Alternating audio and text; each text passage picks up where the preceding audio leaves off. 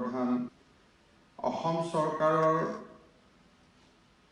গৃহ বিভাগৰ প্ৰধান সচিব নিৰাজ বাৰ্মা ডাঙৰীয়া, আৰক্ষী বিভাগত কাম কৰা উচ্চপদস্থ বিষয়াসকল, গৃহ বিভাগৰ বিষয়াসকল আৰু আজি আমাৰ অসমৰ বিভিন্ন থানাৰ পৰা অহা অফিচাৰ ইনচাৰ্জসকল। মোক in the beginning Harmit Singh ডাঙৰীয়াই উল্লেখ কৰিছে যে অসমত অচি সকলক লগত লৈ গৃহমন্ত্ৰী বা মুখ্যমন্ত্ৰীয়ে এইবাৰে প্ৰথম বাৰ্তালাপ বা এটা আমি যাক কনফাৰেন্স বুলি কৈছোঁ সেয়া আমি অনুষ্ঠিত কৰিছোঁ। মই প্ৰথম হয় নে নহয় মই নাজানো, কিন্তু এভৰি 6 মান্থ আমি লগ পাম আৰু এইবাৰ যিখিনি কথা আলোচনা কৰিম অহা 6 মাহত প্ৰত্যেকে 2 মিনিট 3 মিনিট কৰি সময় লৈ মোক বুজাব লাগিব যে হয় আমি প্ৰথমবাৰ যিখিনি সিদ্ধান্ত লৈছিলোঁ সেইখিনি আমাৰ কাৰ্যকৰী কৰা হ'ল, নেক্সট টাইম যিখিনি আমি ডিচিশ্যন লৈছিলোঁ সেইখিনি থাৰ্ড টাইমত আহি ক'ব লাগিব যে হয় এইখিনি আমি কাৰ্যকৰী কৰিলোঁ। চ' ফাৰ্ষ্ট হয় নে নহয় মই নাজানো, but certainly this is not the last. এইখন শেষ নহয়, এনেকুৱা কনফাৰেন্স আমি পাই থাকিম, আমি কনফাৰেন্সত কথা বতৰা পাতি থাকিম। আমাৰ অসম আৰক্ষীৰ যদি আমি কওঁ যে মানুহৰ শৰীৰত যেনেকে উশাহ নিশাহ লোৱা কামটো হ'ল আমাৰ, যদি এটা শৰীৰ জীয়াই থাকিব লাগে তেতিয়াহ'লে উশাহ নিশাহ লোৱা হাওঁফাওঁটো আমাৰ এটা নিউক্লিয়াছ, অৰ্থাৎ শৰীৰৰ সেইটো এটা বহুত ইম্পৰ্টেণ্ট অৰ্গেন। ঠিক তেনেকে আমাৰ অসম পুলিচত থানা হ'ল আটাইতকৈ ইম্পৰ্টেণ্ট ডেষ্টিনেশ্যন বা আমাৰ এটা নিউক্লিয়াছ। যেতিয়া সকলো থানাত পাৰফৰ্মেঞ্চ ভাল হ'ব, সকলো থানা এফিচিয়েণ্টলি কাম কৰিব, তেতিয়া অসম পুলিচ অট'মেটিকেলি ভাল এটা সুদক্ষ অৰ্গেনাইজেশ্যনত পৰিৱৰ্তন হ'ব। এবভ দ্য ৰেংক অফ অচি যদি আমি অচিক বাদ দিওঁ তেতিয়াহ'লে right from DSP to DGP সকলোৰে কাম হৈছে ছুপাৰভাইজাৰী, অৰ্থাৎ তেওঁলোকে আপোনালোকৰ কামবিলাক পৰ্যবেক্ষণ কৰিব লাগে, পলিচি বনাব লাগে, ইনষ্ট্ৰাকশ্যন দিব লাগে, গাইডেন্স দিব লাগে। কিন্তু ক'ৰবাত ডিজিপিয়েও যদি কেছ এটা ক্ৰেক কৰে ই কিন্তু ৰেজিষ্টাৰ হ'ব লাগিব এখন থানাত। আৰু 10 বছৰলৈকে আমি কোনোবা এটা ছাপ'জ আমি আজি কোনোবা এটা ডাঙৰ ৰেকেট এটা আমি ক'ৰবাত ড্ৰাগছ এটাই ধৰিলোঁ, ধৰা দিনটোৰ কথা বেলেগ, কিন্তু ধৰা দিনটোৰ পৰা কনভিকশ্যনলৈকে কোনে লৈ যাব লাগিব? অফিচাৰ ইনচাৰ্জ বা অচি সকলে ইয়াক কনভিকশ্যনলৈকে কনভাৰ্ট কৰাব লাগিব। সেই গোটেই প্ৰচেছটোত ডিএছপিয়ে ছুপাৰভাইজ কৰিব, এডিশ্যনেল এছপিয়ে ছুপাৰভাইজ কৰিব, ৰেংক ডিআইজিয়ে ছুপাৰভাইজ কৰিব, কিন্তু চবৰ কাম হ'ল ছুপাৰভাইজাৰী, কিন্তু কৰিব লাগিব কোনে? অচি সকলে। গতিকে এই যে officer in-charge of a police station, actually Assam পুলিচৰ এইটোৱে হৈছে আটাইতকৈ highest level of field officer. থানাক বাদ দিটো পুলিচিং নহয়, এছপিয়ে যদি কয় আপোনালোকে অমুকটো কৰক, কিন্তু কোৰ্টতটো অচিজনে চাব, থানাখন অচিয়ে চলাব, কেছ অচি তাত আছে। গতিকে যিমানবিলাক কেছ আছে সেইটো কাৰ property? Officer in-charge of a police station. সেইকাৰণে আমি যদি কেতিয়াবা CIDও খুলিছোঁ, কেতিয়াবা SOও খুলিছোঁ, কেতিয়াবা এণ্টি কৰাপশ্যন ভিজিলেন্সো খুলিছোঁ, আমি কিন্তু লগত থানা এখন বনাই লৈছোঁ। কাৰণ উইদাউট থানা কোৰ্টৰ লগত কাম নহয়, সমাজৰ লগত কাম নহয়, কেছ বিগিনিং হয় থানাত, কেছ শেষ হ'ব থানাত। গতিকে অফিচাৰ ইনচাৰ্জসকলৰ বহুত ডাঙৰ এটা ভূমিকা আছে। আৰু অচি সকলে যদি তলত কনিষ্টবল এজনৰ লগত, চিপাহী এজনৰ লগত এছপি সম্পৰ্কত নাথাকে, অচি জনৰ লগত তেওঁলোক সদায় সম্পৰ্কত থাকে। গতিকে অসম পুলিচটো ভাল হোৱা, বেয়া হোৱা, যিকোনো পুলিচ ডিপাৰ্টমেণ্ট, মই অসম পুলিচ বুলি নকওঁ, অচি সকল বহুত ডাঙৰ গুৰুত্বপূৰ্ণ ভূমিকা পালন কৰে। কেইদিনমান আগতে আমি অসমৰ গোটেই অফিচাৰ ইনচাৰ্জসকল চেঞ্জ কৰিছোঁ। মেবি 2-এজনক বাদ দি আমি গোটেইবিলাকে পৰিৱৰ্তন হৈছে। আৰু এভৰি 2 years অচি সকল ঘূৰিব। তাৰমানে ইয়াত এছপি কৈ, ডিজিপি কৈ, মোক কৈ একো কথা নাই। আমি এটা প্ৰচেষ্টা কৰিছোঁ যে কোনেও যাতে এখন জিলাত নাথাকে, 2 বছৰৰ মূৰে মূৰে সি ট্ৰান্সফাৰ হয়। আৰু ট্ৰান্সফাৰ হওঁতে এফিচিয়েঞ্চি বা এফিচিয়েঞ্চি বুলি কওঁতে আমি যাক বুজো, কনভিকশ্যন হ'ল, কেছ ডিছপ'জেল হ'ল, মানুহৰ লগত ডিলিংছ হ'ল, এই গোটেইবিলাক চাই অফিচাৰসকলক আমি প্ৰত্যেক 2 বছৰৰ মূৰে মূৰে আমি পৰিৱৰ্তন কৰিম। সেইকাৰণে আপোনালোক য'ত গৈছে তাত বুজি ল'ব যে আপোনালোক 2 বছৰৰ কাৰণে গৈছে। কোনো এছপিও আপোনালোকক 2 বছৰৰ ওপৰত নাৰাখে, ডিজিপিও আপোনালোকক 2 বছৰৰ ওপৰত নাৰাখে। কিন্তু আপোনালোক ক'ৰ পৰা ক'লৈকে যাব এই সিদ্ধান্তটো এছপি বা ডিজিপিয়ে ল'ব। তাত আমাৰ কোনো ভূমিকা নাই। অৰ্থাৎ এজ এ চিফ মিনিষ্টাৰ মই নাজানো কোনজন মানুহ ক'ত কাক ক'ত ট্ৰেন্সফাৰ কৰিছে, মই এটা নামো চোৱা নাই, বা আমাৰ কোনো ৰাজনীতিৰ লগত জড়িত ব্যক্তিয়ে এটা নামো কাৰো দিয়া নাই। অৰ্থাৎ অসম পুলিচটো আমি এটা প্ৰফেশ্যনেল অৰ্গেনাইজেশ্যনলৈকে ৰূপান্তৰ কৰিব খুজিছোঁ। আটাইতকৈ ডাঙৰ কথা হ'ল যে পুলিচে আমি কিবিলাক কাম কৰোঁ আৰু কিবিলাক কাম আমি কৰিব লাগে আৰু কিবিলাক কাম আমি নকৰিলেও হয়। প্ৰথম কথা যে মোৰ থানা এৰিয়াত ক্ৰাইম হ'ব নালাগে, মোৰ থানা এৰিয়াত বেয়া কাম থাকিব নালাগে। কাৰণ বেয়া কাম আৰু পুলিচ কো-এক্সিষ্ট কৰিব নোৱাৰে। বেয়া কাম আৰু পুলিচ একেলগে থকাটো সম্ভৱ নহয়। য'ত বেয়া কাম থাকিব তাত পুলিচ থাকিব নোৱাৰে, য'ত পুলিচ থাকিব তাত বেয়া কাম হ'ব নোৱাৰে। এইটোৱে হৈছে আটাইতকৈ ডাঙৰ মটো। আজি যদি কোনোবা এখন থানাত এৰিয়াত কোনোবা এজন মানুহে যদি ইলিচিট লিকাৰ পায়, কোনোবা এজন মানুহে যদি তীৰৰ দোকানত তীৰ কিনিব পায়, কোনোবা এজন মানুহে যদি ৰেপ কৰি সাৰি যাব পাৰে, কোনোবা এজন মানুহে ডকাইতি কৰি সাৰি যাব পাৰে, সেইটো আমাৰ ফেইল হয়। তাত যুক্তিৰ কথা একো নাই, বোলে মই অমুকটো বন্ধ কৰিব নোৱাৰো, চব বন্ধ হ'ব পাৰে। কালি যদি ৰাতিপুৱা অচিয়ে কৈছে যে এইটো কাম ইয়াত হ'ব নালাগে, ৰাতিপুৱা হ'ব নালাগে। ইমানখিনি মৰেল অথৰিটি অচি থাকিব লাগিব। যেতিয়া অচিয়ে কৈছে কালিৰ পৰা ইয়াত তীৰ চলিব নালাগে, নালাগে মানে নালাগে, আৰু তাত লাগাৰ প্ৰশ্নটো আহিব নোৱাৰে। যদি লাগে, যদি চলিছে, তাৰমানে অচি জনে কম্প্ৰমাইজ কৰিছে উইথ হিজ ইউনিফৰ্ম। কাৰণ দুটা বস্তু একেলগে থাকিবই নোৱাৰে দুইটাৰ অনুমতি অবিহনে। থাকিব পাৰে নেকি কওকচোন? যদি এখন জাগাত এটা চুলাই মদে হওক, ডাবুল গুটিয়ে হওক, তীৰে হওক, আপোনালোকে অনুমতি নিদিলেতো থাকিব নোৱাৰে।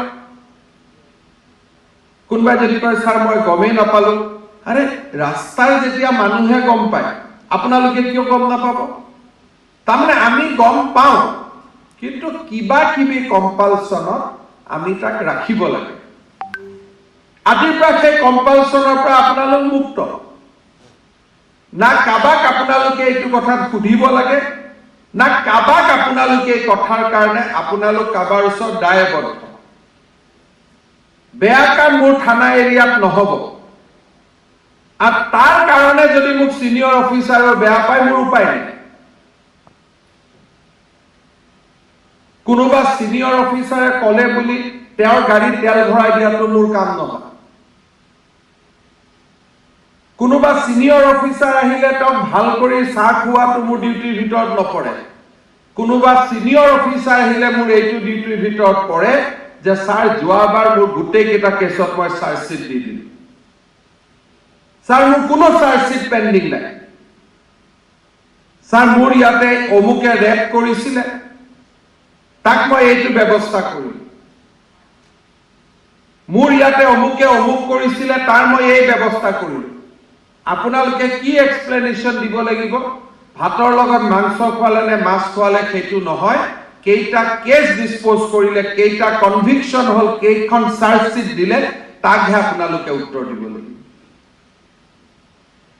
আৰু যিসকলে সেই ব্যৱস্থাটোৰ লগত সহজ নহয় পুৰণা কথা বতৰা মনত মাজে মাজে আহি থাকে তেওঁলোকে ডিজিপিক গৈ ক'ব পাৰিব যে স্যাৰ মোৰ কষ্ট হয় এনেকে ধৰণে মোৰ এসপি হোৱাত ওসি হোৱাত অসুবিধা মোক অফিসত কাম দিয়ক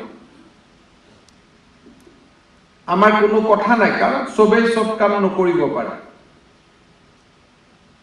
যেতিয়া আমি কিবা এটা বস্তু সিজ কৰি তাক আধা দেখুৱাটো আমাৰ কাম নহয় তাক পুৰা দেখুৱাটো আমাৰ কাম যেতিয়া মালখানাত বস্তু থাকিব দুখন ৰেজিষ্টাৰ মেইনটেইন কৰাটো মোৰ কাম নহয় যদি বস্তু সিজ হৈছে গোটেই ৰেজিষ্ট্ৰেচনত সোমাব লাগিব তাক আধা আধা কৰাটো মোৰ কাম নহয় আৰু মানুহে পাহৰি যোৱাৰ পিছত সেইখন বিক্ৰী কৰি দিয়াটো মোৰ কাম নহয়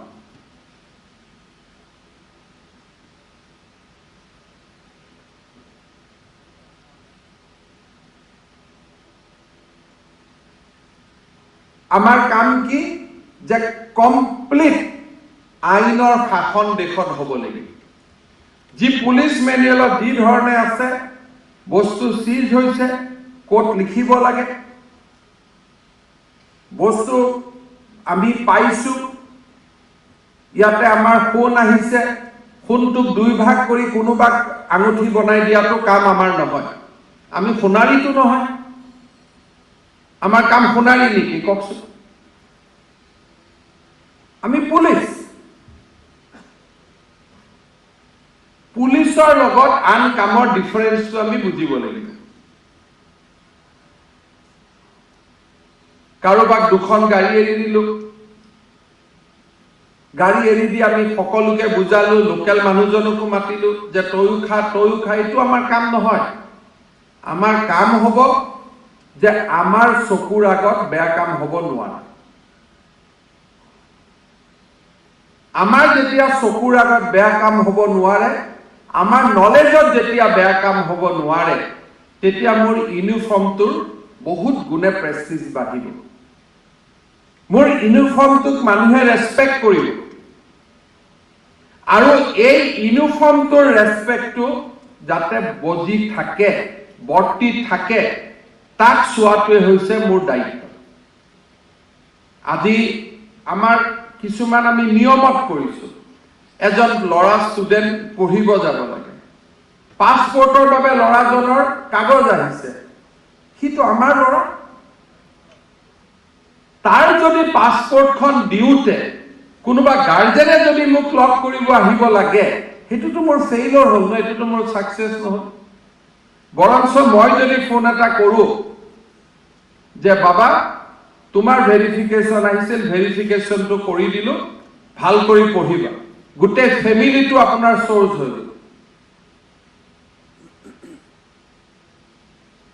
আজি কোনোবা এজন লৰাই চাকৰি পাব পুলিশ ভেৰিফিকেশনটোৰ কাৰণে ৰখি আছে আপোনালোকে চাকৰি পোৱাৰ আগত কিমান উদ্গ্ৰীব হৈ আছিল কেতিয়া পিভিআৰ আহিব কেতিয়া চাকৰি পাব টেনশন হৈ থাকিছিল নে নাই আজি আহিব কালি আহিব দুদিন অহা নাই দেখোন 4 দিন অহা নাই দেখোন তো নিজৰ অৱস্থাটো বুজি আমি যদি সেই চাকৰি পাব খোজা লৰাটোৰ পুলিশ ভেৰিফিকেশন হি মোক লগ নকৰাকৈ মই কৰি দিব পাৰো দেউতাক মোৰ ওচৰত নহাকৈ মই কৰি দিব পাৰো তাতকৈ ডাঙৰ কথা কি হ'ব পাৰে আজি যেতিয়া ৰোড ট্ৰেফিক এক্সিডেণ্ট হয় বিধৱা মহিলাবিলাকে একোজন মানুহক লগ কৰিবলগীয়া হয় কিয় পুলিচ ৰিপৰ্টটো তেওঁ নগলে পুলিচ অচিয়ে বেলেগৰ হাতত নিদিয়ে কিয় কনিষ্টবল এজনক পঠাই বিধৱা মহিলাজনীৰ হাতত আপোনালোকে নিজে পুলিচ ৰিপৰ্টটো তুলি দিব নোৱাৰে নেকি ফটো এখন লৈ পেলাই কাৰণ মৰাটোতো হয় আপুনিতো কেছ ৰেজিষ্টাৰ কৰাটো হয় এটা দিন আহিব য'ত আপোনালোকৰ প্ৰমাণ পত্ৰ নালাগে ডাইৰেক্ট সফটৱেৰৰ পৰা কি ডাউনলোড কৰি ল'ব যে ৰোড ট্ৰেফিক এক্সিডেণ্ট হৈছে তাত কি ক'ব লাগে যে ৰোড ট্ৰেফিক এক্সিডেণ্ট হৈছে he has been declared dead or মই তাক ডেড ডিক্লেয়াৰ হৈছে আজি যদি আমি অসমত ডাক্তৰে যদি পোষ্টমৰ্টেমৰ কাৰণে টকা ৰখে বিধৱা মহিলাই যদি ইন্সুৰেন্স ক্লেইমটো পাবৰ কাৰণে টকা দিয়ে তেতিয়াহ'লে আমি মানুহতকৈ ক'ত নামি গৈছো আমিতো মানুহ হোৱাৰ যোগ্য নহয় আমি মানুহৰ ষ্টেণ্ডাৰ্ডৰ পৰা কিমান তলত নামি গৈছো সেইকাৰণে মোৰ ৰিকুৱেষ্ট থাকিব যে আমি সকলোৱে এটা কামৰ ষ্টেণ্ডাৰ্ড বনাব লাগিব death case report postmortem report পোৱাৰ পিছত 24 ঘণ্টাৰ ভিতৰত কনিষ্টবল এজনে গৈ মানুহৰ ঘৰত দি থৈ আহিব লাগিব আমাৰ ওচৰত কোনো নাই মই ডিজিপি কম যে there will be a charter যিখন আপোনালোকক ডিষ্ট্ৰিবিউট হ'ব পুলিচ ভেৰিফিকেশ্যন আপোনালোকে পঠাই দি হোৱাটছআপ কৰিব মেছেজ কৰিব যে আমি পঠাই দিলোঁ যাক পঠাব নালাগে তাক নপঠাব কিন্তু যাক পঠাব লাগে চাকৰি ভেৰিফিকেশ্যন তাক উল্টাই তাক ক'ব তুমি চাকৰি পালে আহি মোৰ থানাত এক কাপ চাহ খাই যাবা আপোনালোকৰ কাম কি সোৰ্স বনাব লাগে ন যে যিমান পাৰো আমি সোৰ্স বনাম মানুহৰ গুডউইল থাকা উচিতহে সোৰ্স দিব যাৰ গুডউইলে নাই তাক কোনে সোৰ্স দিব অসম পুলিচে এগেইনষ্ট মিলিটেন্সি আমি যি ধৰণে কাম কাজ কৰি ভাৰতৰ ভিতৰতে আমি এটা নাম অৰ্জন কৰিছো এতিয়া পুলিচিঙত আমি খুব সুন্দৰ নাম এটা অৰ্জন কৰিব লাগিব যোনে ৰেপ কৰে ছোৱালীক যোনে ধৰ্ষণ কৰে তাৰ জাতি যি নহওক কিয় তাৰ লগত কোনো ধৰণৰ স্পেয়াৰ নহ'ব কোনো ধৰণৰ স্পেয়াৰ নহ'ব আজি মোক কোনোবাই কৈ আছে যে যোৱা কেইদিনমানত পুলিচৰ পৰা মানুহ পলাইছে গুলি খাইছে পেটাৰ্ণ হৈ গৈছে নেকি সেইটোতো পেটাৰ্ণ হ'ব লাগে that should be the pattern কোনোবাই যদি পুলিচৰ আৰ্মছ লৈ পলাব খোজে হি আকৌ ইফালে ৰেপিষ্ট কোনোবাই যদি পুলিচক লৈ যাওঁতে ক্ৰাইম ডিস্কভাৰ কৰিব লৈ যাওঁতে যদি পলাব খোজে পুলিচে তাকতো বুকুত গুলি মাৰিব নালাগে কিন্তু ভৰিত গুলি মৰাটোতো লয়ে কয় তাত অসম পুলিচে কোনো ভয় কৰিবলগীয়া নাই কিন্তু নিৰপৰাধী মানুহ এজনক যেতিয়া তই টকা দে টকা নিদিলে তোক মাৰি সেইটোত ভয় কৰিবলগীয়া আছে আজি দুজন মানুহক কিডনেপ কৰি লৈ গৈছে পুলিচক ৰিটালিয়েট কৰিছে পুলিচে তাক ফায়াৰ নকৰিলেতো পুলিচজন নিজে মৰিব লাগিব দেখোন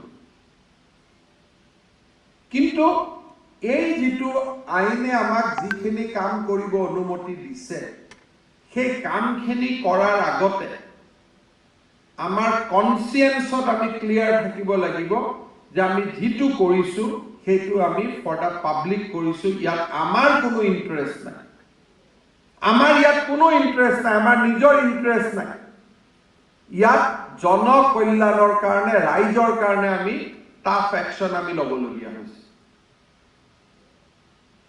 থানা এৰিয়াত যেতিয়া এটা দুটা এক্সাম্পলাৰী মানুহে পানিশমেন্ট পাব কনভিকশন পাব ৰেপ নোলায় ৰেপ কৰা মানুহ নোলায় মানুহৰ মনত এটা ধাৰণা আছে যে ৰেপ হ'ব ৰেপৰ পিছত কম্প্ৰমাইজ হৈ যাব কম্প্ৰমাইজ হ'লে থানাত কেছটো নাযাবই চাৰ্জশিট নহবই ইজনক যেতিয়া ৰেপ কৰাৰ পিছত এজন মানুহ যেতিয়া ফ্ৰীলি ঘূৰি ফুৰে জেলৰ পৰা ওলাই আহে চাৰ্জশিট নিদিয়াৰ কাৰণে তেতিয়া আৰু এজন মানুহে ৰেপ কৰিবৰ কাৰণে ইনস্পিৰেশন পায় ৰেপ কেছত আমি কিয় আমি চাৰ্জশিট দিব নোৱাৰো তাতো মাত্ৰ 2 পান্নাহে লিখিব লাগে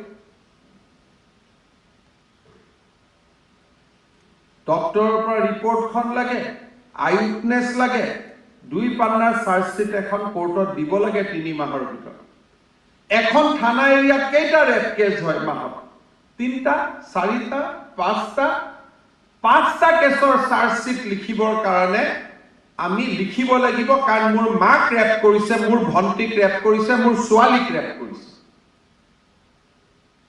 সেই ছোৱালীজনী মোৰ মা নহয় জানো, মোৰ ভণ্টি নহয় জানো, মোৰ নিজৰ ছোৱালী নহয় জানো? 3 পেজৰ পান্না লিখিবৰ কাৰণে, 3টা পেজ লিখিবৰ কাৰণে আমাক কোনো বহুত সময়ৰ কথা নাই। মোৰ বহুত কেছ পৰি আছে, আমিতো কেছ বহুত পেলাই থওঁ, এইটোতো নহয় যে কেছ পৰি আছে। আজি 144 ধাৰা কেছ কেইটা আমাৰ পেলাই ৰাখিব কি দৰকাৰ আছে? আজি দিছপুৰ থানাত কেছৰ এটা ফেক্টৰী কৰি থৈ দিছে, দৰকাৰ নাই এইবিলাক কেছ ৰখাৰ কাৰণে। 144 ধাৰা অমুক তমুক এনেকুৱা কৰি নম্বৰটো বঢ়াই বঢ়াই গৈ আছে। আমি এছপি কনফাৰেন্সত আমি ঠিক কৰিছো যে কোৰ্টে যদি কোনোবা এটা মানুহক মুকলি কৰি দিয়ে, তাৰমানে মোৰ এভিডেন্স নাই, যাক মই কনভিকশ্যনলৈকে নিব নোৱাৰো, সেই কেছটোত মই চাৰ্জশ্বিট দি কি পাম? যেতিয়া হিনিয়াছ ক্ৰাইম নহয়, নন হিনিয়াছ ক্ৰাইম, পলিটিকেল, এডমিনিষ্ট্ৰেটিভ, ধৰ্ণা, ধৰ্মঘট, ইয়াৰ যিমান কেছ আছে সেই কেছবিলাকটো থানাত ৰাখি লাভ নাই। আমি কেছৰ লোড কমাব লাগে। সৰু গিৰিয়েক ঘৈণীয়েকৰ মাজত কাজিয়া হৈছিলে, ধুনীয়াকৈ কাজিয়াখন কম্প্ৰমাইজ হৈ গ'ল, চব হৈ গ'ল। আপোনালোকে ফোন কৰি ক'ব লাগে যে বাইদেউ আপোনালোকৰ দেখোন এতিয়া চব ভাল হৈ গ'ল, ল'ৰা ছোৱালীও চব হৈ গ'ল, যে আহক কেছটো ইয়াতে আমি চেছ কৰি দিম। আপোনালোকে আকৌ গিৰিয়েকজনক ভয় খুৱাবৰ কাৰণে, ঘৈণীয়েকজনক ভয় খুৱাবৰ কাৰণে তাক আকৌ মাজে মাজে মাতি পেচাই থাকিল, কেছটো কেতিয়াও চেছ নহ'ব। গতিকে 50% আসাম পুলিচত কেছ কমি যাব পাৰে যদি আমি কুইক চাৰ্জশ্বিট দিওঁ, এটা লিষ্ট বনাই লওক যে ৰেপ কেছ যিমান জমা হৈ আছে, মাৰ্ডাৰ কেছ যিমান জমা হৈ আছে, আমি নেক্সট 6 মাহত চব চাৰ্জশ্বিট দি দিম। নেক্সট যেতিয়া 6 মাহত ইয়াত আপোনালোকৰ মোৰ ওচৰত আহিব, ৰেপ কেছ আৰু মাৰ্ডাৰ কেছৰ, আৰ্মছ কেছৰ সব চাৰ্জশ্বিট দি আহিব যে স্যাৰ আমাৰ কাম বাকি নাই, আমি চাৰ্জশ্বিট দি দিম। আজিকালি আপোনালোকৰ যিবিলাক চিপাহী গৈছে, MA পাছ কৰা ল'ৰা গৈছে, BA পাছ কৰা ল'ৰা গৈছে, এনেকুৱা নহয় যে ল'ৰাই নাজানে, সবক বহুৱাই থানাত টিম এটা কৰি লওক। CID আজিকালি চাৰ্জশ্বিটৰ আপোনালোকক নমুনা পঠাই দিছে, যদি লাগে আপোনালোকে হেল্প খুজিব। আপোনালোক OC হলেও IGP को যদি ফোন কৰে, IGSB को ফোন কৰে, IGCID को ফোন কৰে, everybody will call you back to help you. DSP সকল থাকিব, আপোনালোকে লগত বহিব, টিম এটা বনাই ল'ব। 6 মাহত অল কেছ, যিমান মাৰ্ডাৰ কেছ আছে, ৰেপ কেছ আছে, এক্সটৰ্শন আছে, ড্ৰাগছ কেছ আছে, আৰ্মছ কেছ আছে। আৰু গৰুৰ ফালেতো নাচাব, গৰুৰ সমান ভগৱান কোনো নাই। গৰুৱে আমাক গাখীৰ দিছিল, গৰুৱে আমাক গোবৰ দিছিলে, গৰুৱে আমাক খেতি কৰিছিলে। ট্ৰেক্টৰ ওলোৱাৰ আগতে মোৰ দেউতাক কাৰ পৰা জীয়াই আছিলে? গৰুৰ পৰাই জীয়াই আছিলে। দেউতা যদি জীয়াই নাথাকিলেহেঁতেন মই জীয়াই থাকিলোহেঁতেন নেকি? আমাৰ এনেকুৱা হৈ গ'ল যে আমি গৰুৰ ব্যৱসায়টো আমি নামি পৰিলো, ড্ৰাগছো আমাৰ হাতেদি হোৱা আৰম্ভ কৰিলো। এইটোৱে আমাক ওপৰত নুঠায়, কাৰণ যেতিয়া ড্ৰাগছ অসমত ওলাব, মোৰ ল'ৰা মোৰ নাতিয়েও ড্ৰাগছ খাব।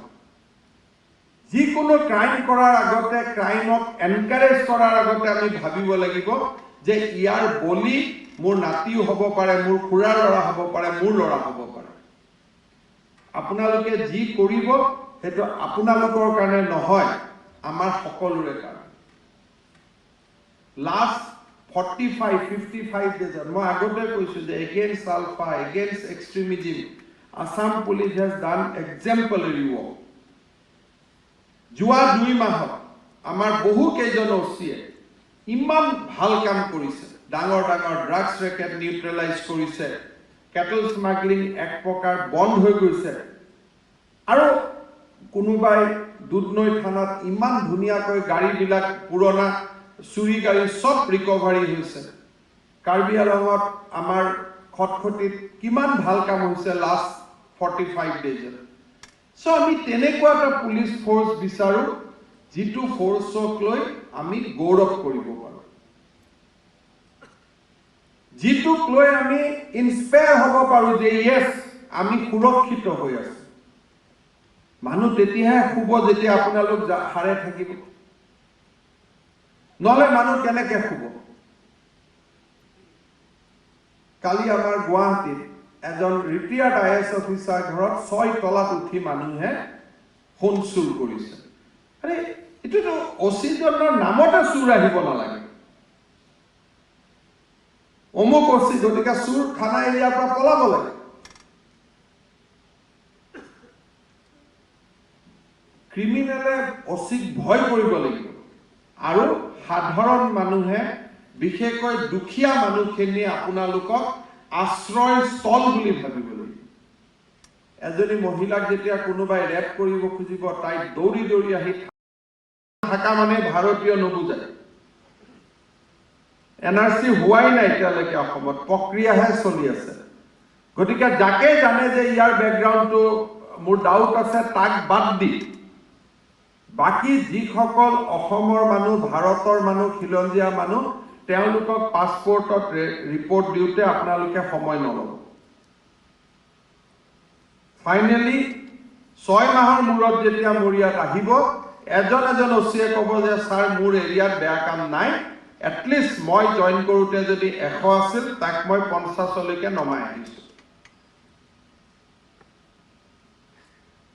আৰু মই বিশ্বাস কৰোঁ যে এই কামখিনি আপোনালোকে কৰিব পাৰিব নোৱাৰা কোনো কাৰণ কেইটামান আমাৰ অসুবিধা আছে যে আজি আমাক অসম পুলিচটো যদি এটা ওয়েল টিউন মেচিন হ'ব লাগে কাম কৰা এটা অনুষ্ঠানলৈকে ৰূপান্তৰ হ'ব লাগে তেতিয়ালে আমাক কিছুমান সুবিধা লাগিব সো নেক্সট 3 মাহৰ ভিতৰত প্ৰত্যেকখন থানাক আমি একোখনকৈ গাড়ী দিম আপোনালোকক আমি অচি সকলক আমি একোখনকৈ ভেহিকল দিম যাতে আপোনালোকে ইউজ কৰিব পাৰে য'ত য'ত ভেহিকল নহ'ব মটৰচাইকেল লাগিব তাত মটৰচাইকেল আমি দিম হেতু ডিজিপি এসপি সকলৰ পৰা ৰিপোৰ্ট লৈ আপোনালোকক কৰি দিব দ্বিতীয়তে এটা থানাত সোৰ্স লাগে সোৰ্সৰ কাৰণে এইবাৰ আমি আপোনালোকৰ হাতত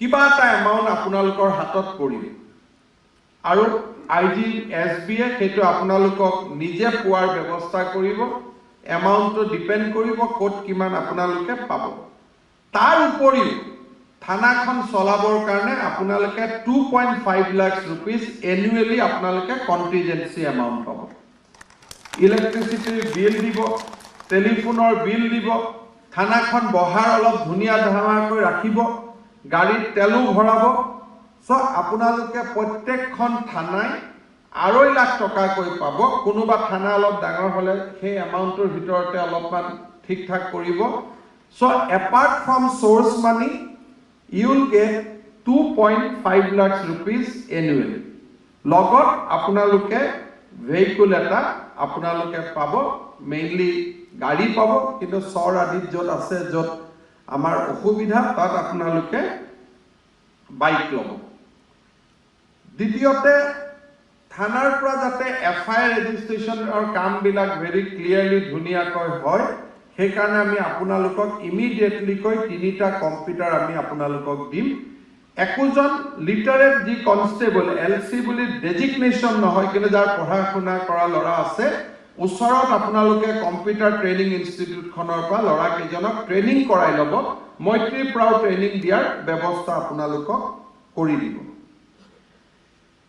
ফাইনেলি যাৰ যাৰ থানাত মাটি আছে থানাৰ ভিতৰত এজন ওসি 3 জন এসআই আমি কোৱাৰ্টাৰ বনাব পাৰো নি যাৰ যাৰ থানাত মাটি আছে যদি থানাৰ পৰা দূৰত মাটি আছে তাত আকৌ সিকিউৰিটি সিস্টেম এটা বনাব লাগিব আমাৰ পুলিচ খুব কম গতিকে থানাৰ কাষতে আমি এটা হাউচিং ফেচিলিটি বনাব পাৰো নেকি গুৱাহাটীত সম্ভৱ নহব কিন্তু বাকি গাঁৱৰ থানাবিলাকত মাটি অসুবিধা নহব আপোনাৰ ময়ো এমএলএ সকলক কৈ দিম আপোনালোকেও সাৰ্কেল অফিচাৰক লগ কৰি মাটি এলট কৰি দিলে আমি খুব ইমিডিয়েটলি থানাতে কোৱাৰ্টাৰ বনোৱাৰ বাবে আমি চেষ্টা কৰিম যাতে থানাত আপোনালোকে কোৱাৰ্টাৰ পাব পাৰে বিগিনিঙত থানা কন্টিজেন্সি 2.5 লাখ হল প্ৰায় তেনেকুৱা ধৰণে আমি যি পাৰো সোৰ্সৰ বাবে আপোনালোকক পইচা দিলো ভেহিকল দিলো কম্পিউটাৰ দিলো আৰু যি থানাত জেনাৰেটৰ নাই আমি গুটেই কেখন থানাত এটা জেনাৰেটৰ দিয়াৰ আমি ব্যৱস্থা কৰিম যাতে আপোনালোকে জেনাৰেটৰটো পাব পাৰে লাইট গলেও যাতে জেনাৰেটৰ কানেকশ্যনত থাকিব পাৰে সো এইখিনি কাম আমি ইমিডিয়েটলি কৰিম তাৰ পিছত এতিয়া আপোনালোকৰ 20 জন মানে আপোনালোকে কব আপোনালোকৰ সুবিধা অসুবিধা সেই তাৰ ওপৰত ভিত্তি কৰি অহাবাৰ আমি আৰু যি কৰিব লাগে আমি লাহে লাহে কৰি গৈ থাকিম সিআইডিৰ ফালৰ পৰা আপোনালোকক চাৰ্জ শিটৰ ওপৰত কেনেকৈ চাৰ্জ শিট কৰিব লাগে আপোনালোকক ট্ৰেইনিং দিয়া হ'ব আৰু এইবাৰ আমি পিপিও আমি প্ৰফেশনাল পিপি ৰাখিম অৰ্থাৎ তেনেকুৱা পিপি নাৰাখো যিসকল আন কিবা কাৰণত নিযুক্তি হৈছে আমি এনেকুৱা পিপি এবাৰ নিযুক্তি দিব খুজিছো যি মেৰিটৰ কাৰণে পিপি হৈছে যাতে আপোনালোকে বেইলত পোৱাৰ পৰা বেইলত যোৱাৰ পৰা মানুহক আপোনালোকে ৰখাব পাৰে আৰু আপোনালোকে খুব বেছিকৈ এসপি ডিএসপি এডিশনাল এসপি সকলৰ লগত সম্পৰ্ক ৰাখিব যাতে সুপাৰভিজন ভাল হয় আৰু আপোনালোকে নিজক এটা যাতে মোৰ কামটো ঠিক হৈছে এজনে চাই দিলে ভাল হয় তেওঁলোকক দেখুৱাই পেলাই আপোনালোকে কামখিনি কৰিব ফাইনালি মোৰ এটা এডভাইস আপোনালোকলৈকে আমি হেলথ ডিপাৰ্টমেন্টৰ পৰা কৈ দিম কাষৰ হস্পিটালখনত গৈ প্ৰতি 15 দিনত আপোনালোকৰ কনিষ্ঠ বল আৰু আপোনালোকৰ ডায়াবেটিক চেকআপ প্ৰেছাৰ চেকআপ এই কামখিনি আপোনালোকে 7-8টা চেক বহুত বেছি নহয় 7-8টা মেডিকেল চেকআপ আপোনালোকে এভৰি 15 ডেজত লৰাখিনি কৰোৱাই কিবা কাৰণত যদি গভৰ্নমেন্ট মেডিকেলত সম্ভৱ নহয় তাৰ কাৰণে আপোনালোকে প্ৰাইভেটত কৰিলেও তাৰো ফিজটো দিয়াৰ আমি ব্যৱস্থা কৰি দিম কি টেষ্ট কৰিম আমি সুগাৰ টেষ্ট কৰিম আমি বিপি টু চাম 15 দিনত আপোনালোকৰ নহয় আপোনালোকৰ লগত যিমান কনিষ্ঠ বল আছে আপোনালোকে সুগাৰ যেটো ব্লাডৰ সামান্য যিখিনি চেকআপ লাগে সেইখিনি আৰু এনুৱেল হেলথ চেকআপটো আমি বেলেগ কৰি ব্যৱস্থা কৰি আছো সেইটো আমি কৰিম কিন্তু এভৰি 15 ডেজত আপোনালোকে আপোনালোকৰ তলত কাম কৰা লৰাখিনি মিনিমাম হেলথ চেকআপটো কৰাব লাগিব বেটেলিয়নৰ কমান্ডাৰ সকলে কৰিব আপোনালোকে যিখিনি নন বেটেলিয়নৰ মানুহ এবি ইউবি কনষ্টেবল আপোনালোকৰ লগত থাকিব লগত নিজৰো মোক নেক্সট 6 মান্থত আহোতে আপোনালোকে পুৰা ৰিপৰ্ট বিলাক লৈ আহিব যে স্যাৰ আমি কৰিছো সবৰে ৰেগুলাৰ হেলথ চেকআপ হ'ব লাগিব আৰু ডিউটি আৱাৰ্স বিলাক এনেকে ভগাব ৰাতি ট্ৰাক আহে কাৰণে খালে থাকাৰ দৰকাৰ নাই এটা ট্ৰাক আহা নাহা ৰাস্তাত চলা গাড়ীৰ সমান কোনেও এবিলাকৰ ফালে চকুৱে দিব নালাগে ড্ৰাগছ থাকিলেহে ট্ৰাকত আমাৰ চকু থাকিব গৰু থাকিলেহে ট্ৰাকত আমাৰ চকু থাকিব চাউল দালি ট্ৰাক গলে আমাৰ তাত গেট এখন লগাই জপনা এখন খুলি বহি থকা আমাৰ কোনো দৰকাৰ নাই আমাৰ সোৰ্স থাকিব সোৰ্সতে আমি ধৰিম যি ধৰিব লাগে তাক যেতিয়া ট্ৰাক এখন ৰখাম আমি বুজি পাম যে ট্ৰাকখন ৰখালো মানে ইয়াত কিবা এটা পাম ইমানটো সোৰ্স আমাৰ ডেভেলপ হ'ব লাগিব ৰাতি টোপনি যিমানে কৰি ক্ষতি কৰিব ৰাতিপুৱা সিমানে কাম কৰিব নোৱাৰিব গতিকে কাম ভগাই ল'ব এজন এছআই যদি ৰাতি থাকে আপোনালোক দিনত থাকিব আৰু এজনে যদি ৰাতি থাকে নেক্সট দিনাখন আপোনালোক দিনত থাকিব ধুনীয়াকৈ কাম ভগাই ল'ব এছআই কেজনৰ লগত মিলাই বিশ্বাসত ৰাখি গুটেই কেজনক এনেকে ৰুটিন কৰি সজাব যে কাৰো যাতে হেলথৰ ওপৰত প্ৰেছাৰ নপৰে কাৰণ এজন অফিচাৰ বনাওঁতে অসম পুলিচে বহুত কৰিব লাগে। এজন অচিটো এনেই নাপায়, প্ৰমোচন পাওঁতে আপোনালোকক বিল কৰোঁতে বহুত তাত পাব্লিকৰ ইনভেষ্টমেণ্ট থাকে। আপোনালোকৰ হেল্থটো আপোনালোকৰ ফেমিলিৰ কাৰণে যিমান ইম্পৰ্টেণ্ট, অসমৰ মানুহৰ কাৰণেও ইকুৱেলি দিছ ইজ ইম্পৰ্টেণ্ট। সেইকাৰণে নিজৰ হেল্থটোৰ ওপৰত নজৰ দিয়াটো খুব বেছি দৰকাৰ। আৰু ফাইনেলি মই এটা কথা ক'ব খুজিছোঁ যে আমাৰ এপইণ্টমেণ্ট পলিটিকেল নহয়, কিন্তু ডেমক্ৰেচিত MLA মন্ত্ৰীসকলক ৰেছপেক্ট কৰা, ছিনিয়ৰ অফিচাৰক ৰেছপেক্ট কৰা আমাৰ দায়িত্ব।